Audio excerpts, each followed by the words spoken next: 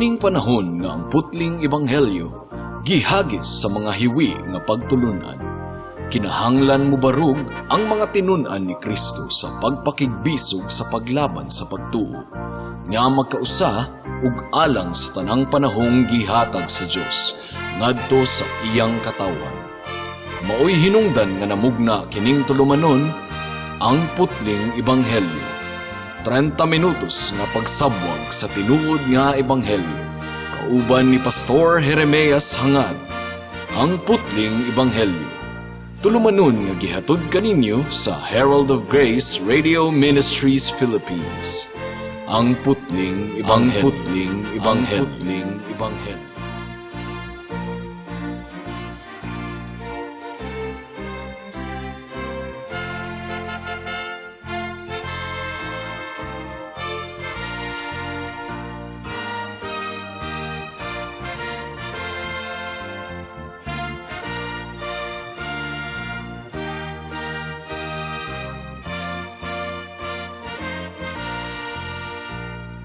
Mayong hapon Mabinay, mayong hapon Negros Oriental, Negros Occidental, Guimaras, Dumaguete City, ug kutob sa tanang gidala sa Ginoo sa pagpaminaw niining atong programa nga giuluhan og ang putling ebanghelyo. Kini ang inyong igsuon ug higala sa kahanginan si Pastor Jeremias Lauri Hangad sa Herald of Grace Radio Ministries Philippines, diniyugan sa iglesia nga nag-sponsor niining atong programa, ang Salitran Covenant Bible Church sa Barangay Salitran, Dakbayan sa Dasmariñas, Probinsya sa Cavite. Ang atong teksto ning takna sa kahaponon makita sa mga Buhat, Kapitulo 17, versikulo 22 hangtod sa 34. Ang giingon diri, unya si Pablo mitindog sa atubangan sa konseho sa Areopago ug miingon, mga taga-Atenas, nakita ko nga kamo mga relihiyoso kaayo. Kaysa akong pagsuroy-suroy sa inyong syudad, nakita nako ang mga dapit nga inyong gisimbahan ug nakita ko usab ang altar nga gikulita niining mga pulunga, alang sa Dios nga wala hiilhi. Kanang inyong gisimba bisan wala ninyo hiilhi, mao karon ang akong gipaila kaninyo. Ang Dios nga nagbuhat sa kalibutan ug sa tanan nga ania niini mao ang Ginoo sa langit ug sa yuta ug wala magpuyo sa mga templo nga binuhat sa mga tawo. Ug wala usab siya magkinahanglan og bisag unsa gikan sa tawo kay siya man mismo ang naghatag og kinabuhi sa tawo ug sa tanang butang. Gikan sa usa ka tawo gibuhat niya ang tanang kaliwat sa katawhan ug gipapuyo sila sa tibuok kalibutan. Iya nang gitakda ang mga panahon ug mga utlanan sa mga dapit nga ilang puy-an aron mangita sila kaniya sa pamasin nga makit-an nila siya. Apan ang tinuod mao nga ang Dios dili layo kanato, kay diha kaniya kita may kinabuhi ug naglihok ug nahimong mao kita. Ingon sa gisulti sa pipila sa inyong magbabalak, iya usab kitang mga anak. Ug kay mga anak man kita sa Dios, dili nato hunahunaon nga ang Dios sama sa dagway sa larawan nga bulawan o plata o bato nga gikulit pinaagi sa kahanas sa tawo. Wala na isipa sa Dios ang panahon sa inyong pagkaignorante. Apan karon gisugo niya ang tanang tawo sa paghinulsol. Kay nagtagal siyag adlaw nga hukman niya ang tibuok kalibutan pinasubay sa hustisya pinaagi sa tawo nga iyang gipili ug gimatuod niya kini ngadto sa tanang katawhan pinaagi sa pagbanhaw kaniya. Sa pagkadungog nila nga si Pablo nagsulti mahitungod sa pagkabanhaw, may pipila kanila nga mibugal-bugal kaniya apan ang uban miingon, buot kaming mamati kanimo pag-usab mahitungod niini. Unya mibiya si Pablo sa tigom, apan pipila sa mga tawo ang mitipon kaniya ug mituo. Usa kanila mao si Dionisio nga sakop sa konseho sa Areopago, ingon man ang usa ka babayi nga si Damaris ug uban pa. Ang Areopagos, mga kahigalaan, mao kadto ang tawag sa konseho didto sa Atenas nga nagmeeting kanunay didto sa Mars Hill. Didto gidala si Pablo sa mga Epikureyo ug mga Estoiko nga mga pilosopo aron mapaminawan nila og duro ang bag-ong pagtulunan nga gimantala ni Pablo nga nakapatingala gayud kaayo kanila sumala sa atong pamalandong ni adtong miaging simana. Ug matikdi ninyo mga kaigsuonan kung giunsa pagkonekta ni Pablo ang iyang kaugalingon ngadto sa mga namati kaniya. Iyang gi-mention ang positibong butang nga iyang naobserbahan sa mga taga-Atenas nga sila kuno mga relihiyoso kaayo. Well, positibo kini nga butang mga kahigalaan tungod kay kung relihiyoso manggod ang tawo, at least dili sila ateista, dili sila irihis. Nagtuo gihapon sila nga adunay Dios nga mas gamhanan pa kay kanila. Ang mga taga-Atenas, mga kahigalaan, mga polytheists, nga ang but ipasabot, nagtuo sila nga adunay daghan kaayong mga Dios.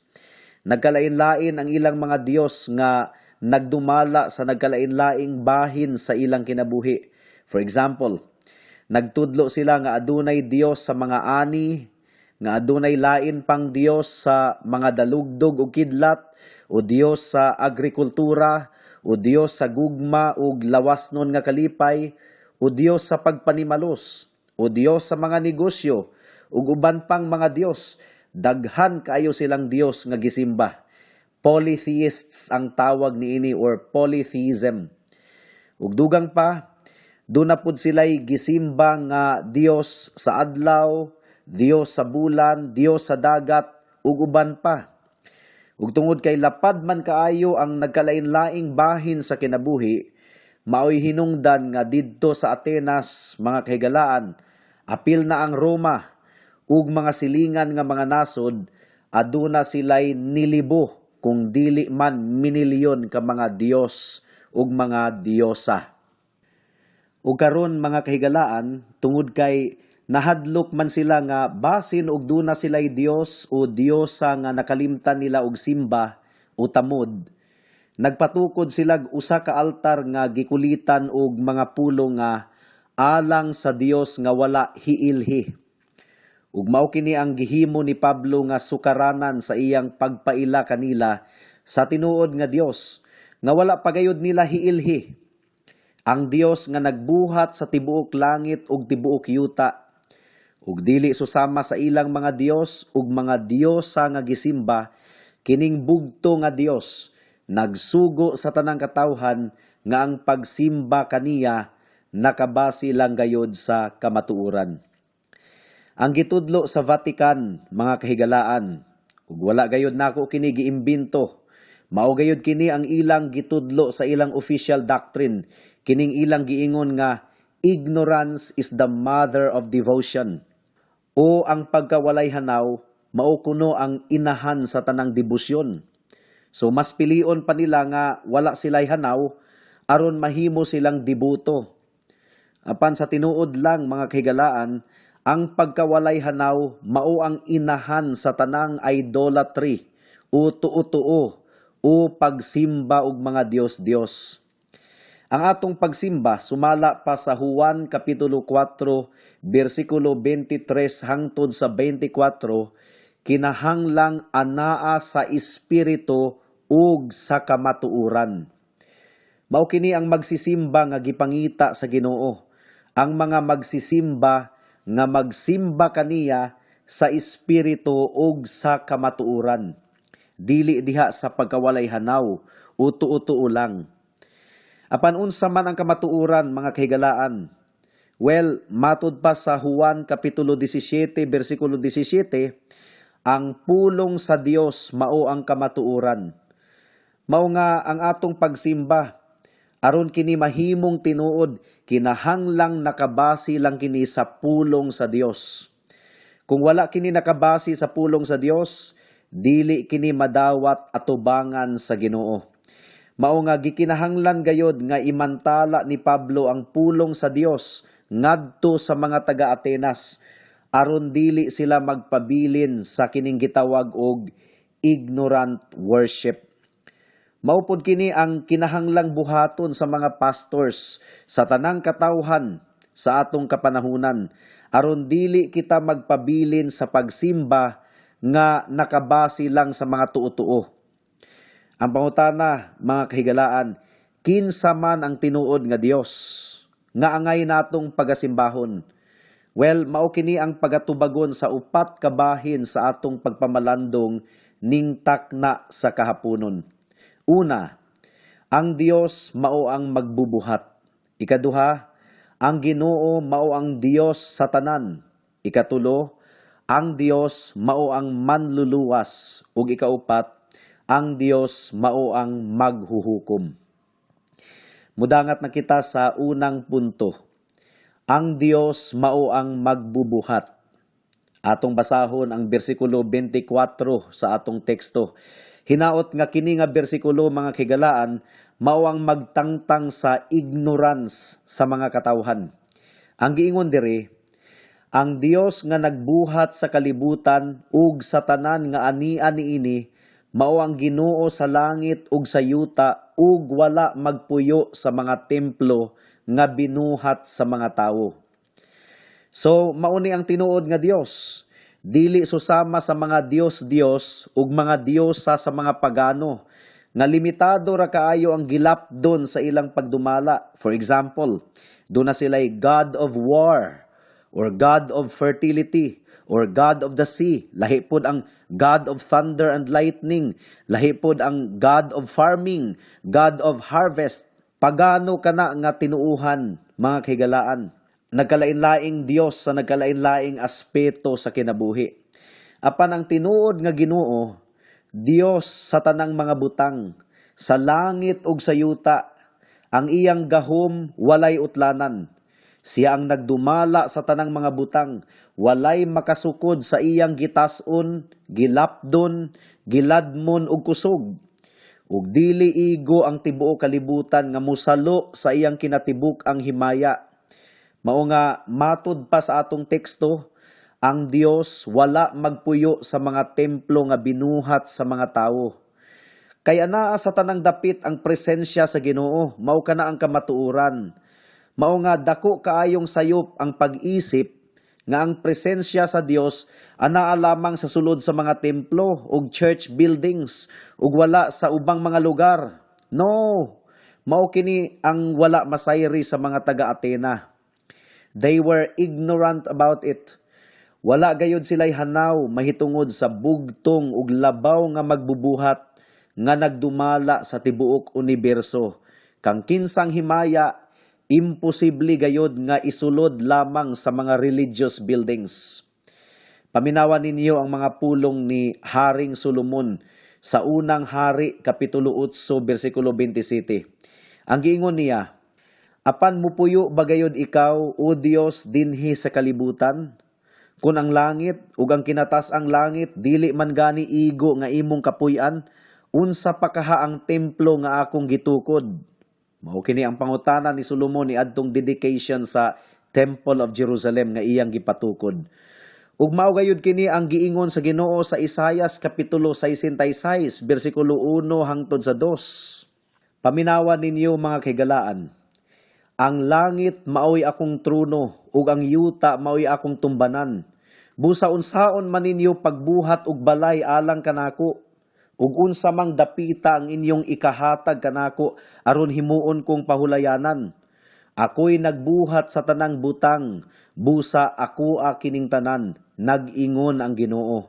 Apan ang akong kahimutan mao ang tawong mapaubsanon, mahinulsulon ug mahadlukon kanako. Mao nga kinahanglang klaruhon nato kini, mga kahigalaan. Wala nang inahanglan og bisag unsa ang Ginoo gikan kanato. Kumpleto na ang himaya sa Ginoo bisag wala pata niining kalibutana. Wala siya nang inahanglan kanato. Kita ang nanginahanglan kaniya. Ang pagkahangal lang sa mga tawo ang gustong mubaliktad niini nga kamatuoran. Nagtuo sila nga mangluod ang Ginoo kung dili nato siya dagkutan og kandila, dili halaran og bulak ug dili sunugan og insenso. No, no. Paminawan ninyo ang giingon sa Ginoo sa Salmo kapitulo 50 bersikulo 9 hangtod sa 12. Ang giingon niya diri, wala ko kinahanglana ang mga turong baka sa inyong kaumahan o ang mga kanding sa inyong turil. Kay ako aman ang tanang mananap sa kalasangan, lakip ang mga baka sa linibong kabungturan. Ang tanang langgam ako usab, ingon man ang tanang mananap sa kapatagan. Kung gutumon ako, dili ko kamo pahibaluon, kay ako'y tag-iya sa kalibutan ug sa tanang butang. Well, mga kaigsuunan, pamalandungi kini ninyo. Mudangat na kita sa ikaduhang punto. Ang Ginoo mao ang Dios. Ang buti pasabot ni ini mga kaigalaan, siya mao ang hari, ang gobernador, ug amo nga mao'y labaw sa tanan. Ang giingon sa bersikulo 26 sa atong teksto, gikan sa usa ka tawo gibuhat niya ang tanang kaliwat sa katawhan ug gipapuyo sila sa tibuok kalibutan. Iya nang gitakda ang mga panahon ug ang mga utlanan sa mga dapit nga ilang puy-an.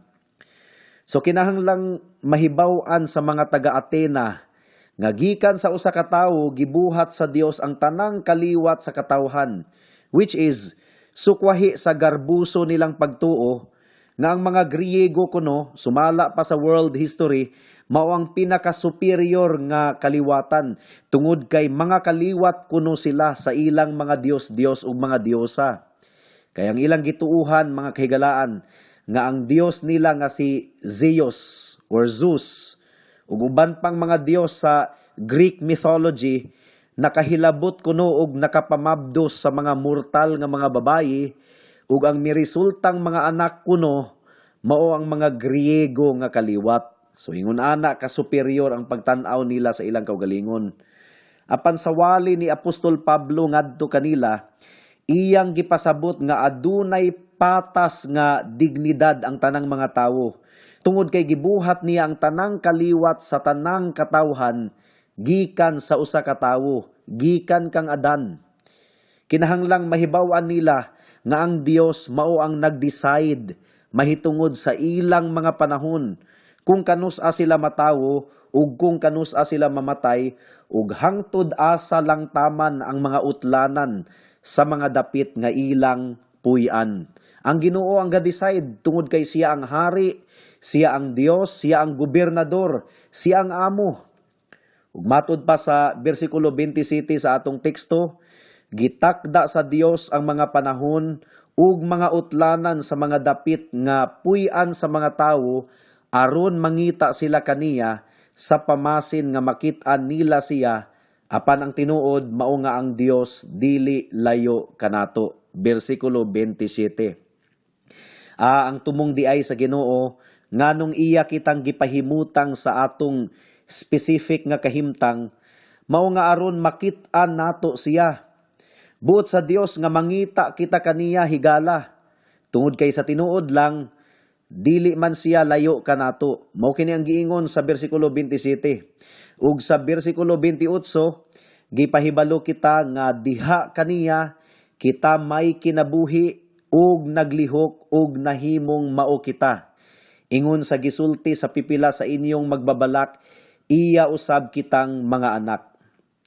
So, dependent lamang kita sa Dios sa tanang mga butang, mga kahigalaan. In a sense, kitang tanan iyang mga anak tungod kay kitang tanan iyang mga binuhat. Nakita kini bisan pa sa mga pagano nila nga mga magbabalak. Common grace ang tawag niini, mga kahigalaan. Gitugot sa Ginoo nga bisan ang mga pagano makadawat gihapon og paglamdag sa pipila ka mga butang. Common grace, apan dili saving grace. Tungod kay ang grasya nga nagluwas, alang lamang sa mga tawo nga naghinulsol sa ilang mga sala, ug nagtuo lamang kang Hesukristo, ingon nga ilang bugtong Dios ug manluluwas. Ang pagkaamahan sa Dios sa tanang mga tawo nga gihisgutan sa atong teksto, pagkaamahan sa pisikal nga pagbuhat niya kanato. ug dili pagkaamahan nga espiritual, tungod kay alang lamang kini sa mga tinuod nga magtotoo nganha kang Kristo. So in physical creation, mga kaigsuunan, all people are God's children. But in spiritual recreation, ang mga magtotoo lamang ang gihatagan og katungod nga mahimong mga anak sa Dios. Mao kini ang giingon sa Juan kapitulo 1 bersikulo 12. Gani matud pa sa John 8:44, adunay mga anak si Satanas ug mas daghan pa sila, matud pa sa Mateo kapitulo 7 bersikulo 13 hangtod sa 14. Karon paminawan ninyo ang bersikulo 29, mga kahigalaan. Ang giingon diri, ug kay mga anak man kita sa Dios, dili nato hunahunahon nga ang Dios sama sa dagway sa larawan nga bulawan o plata o bato nga gikulit pinaagi sa kahana sa tawo. Ug mauna ni karon ang pagkahangal sa mga tawo nga misupak sa Ginoo nga ilang magbubuhat. Ilang gibaliktad ang kamatuoran, imbis nga ikinabuhi nila ang kamatuoran nga ang Dios mao ang ilang magbubuhat. Ila naman hinuong giisip nga sila ang nagbuhat ug naghulma sa Dios. Ilang giisip nga ang balaan nga Dios sama sa larawan nga bulawan o plata o bato nga gikulit pinaagi sa kahana sa tawo. Mao kini ang giingon sa atong teksto. Paminawaragod ninyo ang pagkahangal sa mga tawo. Sumala sa gilarawan ni Propeta Isaias sa kapitulo 40 bersikulo 18 hangtod sa 20. Ang giingon diri, busa kang kinsa man ninyo ipakasama ang Dios, o sa unsa man ninyo siya itandi. Sa mga Dios ba nga hinulmag tawo, o gihalupag bulawan, o gibuhatag kadinang plata? Ang kabus nga dili makasarang og bulawan ug plata, mangitag kahoy nga dili magabok. Unya mangita siyag batid nga mukulit, aron iyang pagahimuon og larawan nga dili mulihok. Ug niya pagayod, Jeremias kapitulo 10 bersikulo 3 hangtod sa 5. Ang giingon diri, walay bili ang tinuuhan niining mga nasura. Didto sa lasang putlon ang usa ka kahoy, unya kulitan sa magkukulit ug hapinan og plata ug bulawan. Pagkahuman niini, gipatapot pinaagig lansang aron dili kini matumba. Ang maong mga Dios sama sa pahoy nga gibutang didto sa uma sa melon aron panghadlok sa mga langgam. Dili kini makasulti ug kinahanglang alsahon kay dili man makalakaw. Ayaw sila kahadluki kay dili sila makahimog kadaot kaninyo o makahatag kaninyo og kaayuhan. Again, mga kahigalaan, pamalandungi kini ninyo. Sakit kining hunahunaon pero mao kini ang kamatuoran. Mudangat na kita sa ikatulong punto. Ang Dios mao ang manluluwas. Atong basahon ang bersikulo 30 sa atong teksto. Ang giingon diri, wala na isipa sa Dios ang panahon sa inyong pagkaignorante. Apan karon gisugo niya ang tanang tawo sa paghinulsol. So atong makita diri mga kahigalaan nga ang Dios sa iyang grasya ug kaluoy gipalagpasa niya ang panahon sa pagkaignorante sa mga tawo. Sa ilang wala pag-ila kaniya isip bugtong ug tinuod nga Dios. Ug sa ilang pagsimba og daghang mga larawan nga hinulma sa kahanas sa mga tawo. Apan karon, dili na panahon sa pagkaignorante. Tungod kay gibubo na sa Dios ang tanang kahibalo, pinaagi sa iyang pulong, nga mao ang Biblia. Kay kaniadto man gud, ang mga Israelita lang ang nagkupot sa pinadayag sa Dios. Apan karon, the word of God is already spread all over the world. Man can no longer appeal to ignorance, especially sa atong nasod nga Pilipinas, nga gawas nun kaayong ginasangyaw ang pulong sa Ginoo diri. Ug klaro kaayo ang sugo sa Ginoo sa tanang katawhan karon nga maghinulsol. Ang pagkaignorante ug ang mga kasalanang bunga sa pagkaignorante kinahanglan gayong pagahinulsulan. Nagpakita lamang kini nga Imposible ang paghinulsol, mga kahigalaan. Imposible ang paghinulsol kung wala ang kamatuuran. Imposible ang paghinulsol kung walay pagtandog sa kinasuluran, pinaagi sa pagwali sa balaod sa Dios. Tungod kay matod pa sa Roma Kapitulo 3, versikulo 20, pinaagi sa balaod, makabaton ang mga tawo ug pagkasayod mahitungod sa sala. Ang Dios mao ang manluluwas. Mao nga iyang giawhag ang tanang tawo sa tanang dapit nga maghinulsol. Ang giingon sa Dios sa Isaias Kapitulo 45, versikulo 22, "Dangup kanako aron maluwas kamo, katawhan sa tibuok kalibutan, kay ako mao ang Dios ug wala nay lain." So hinaot nga nakita ninyo kini nga kamatuuran, mga kahigalaan. Mudangat na kita sa ikaupat o katapusang punto. Ang Dios mao ang maghuhukom.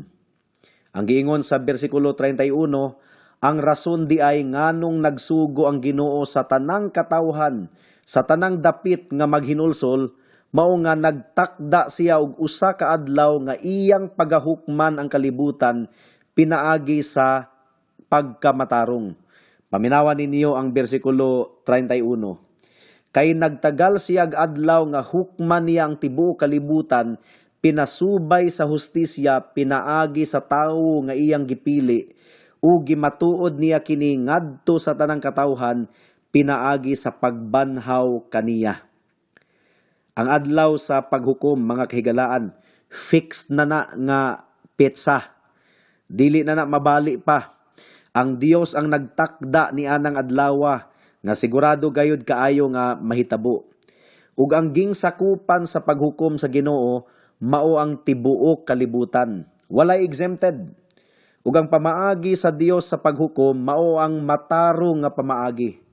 Nakabase sa iyang pagkamatarong ang iyang paghukom. Dili pwedeng i-bribe ang Ginoo. Ug mao kini ang problema nato tungod kay matod pa sa Santiago Kapitulo 2, versikulo 10, kung gituman kuno nato ang tibuok balaod sa Dios, apan misupak kita sa usa, nakasupak na kita sa tanan.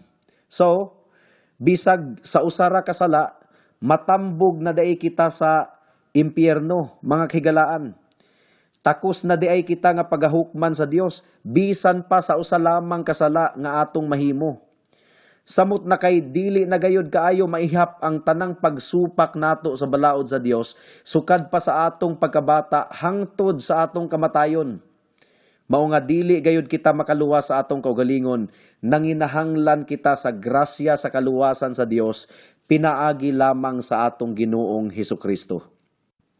Apan matod pa sa atong teksto, ang Dios nagtakda sa adlaw sa paghukom, ug siya magahukom pinaagi lamang sa atong Ginoong Hesukristo.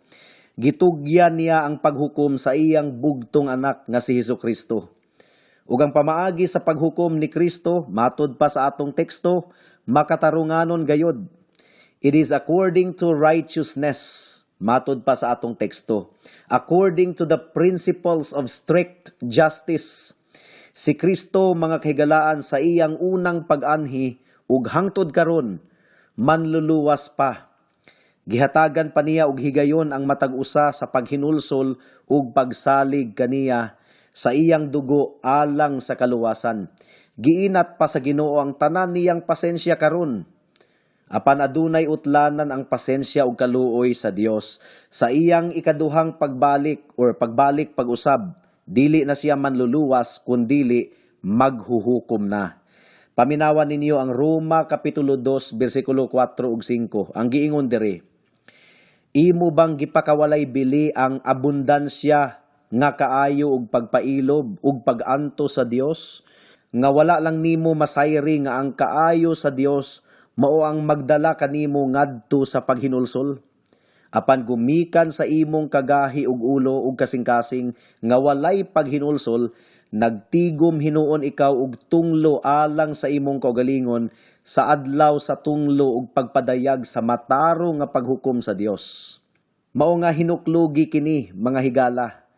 Pwede baya unta nga gibugto na sa Ginoo ang iyang pagpailob kanimo, gumikan sa imong pagbaliwala kaniya? Apan gihatagan ka pa sa Ginoo og higayon karon, aron maghinulsol sa tanan nimong mga sala, ug musalig kang Hesukristo lamang alang sa imong kapasayloan pinaagi sa iyang hamili nga dugo. Repent of your idolatries and serve the true and living God. Tawag sa ngalan sa Ginoo karon, aron ikaw maluwas. Amen. Hangtod dinhilang kita taman sa atong pagtuon karong taknaa, tungod kay wala na kitay oras pa. Ako kamong padayon nga giimbitar sa pagpaminaw niining atong programa sa matag Miyerkules, alas 6 hangtod sa alas 6:30 sa hapon dinhi sa Power 102.1 RFM. Daghang salamat. Alang sa dugang nga mga pangutana, mahimong mo text kang Pastor Jeremias hangad sa 0935 744-3030.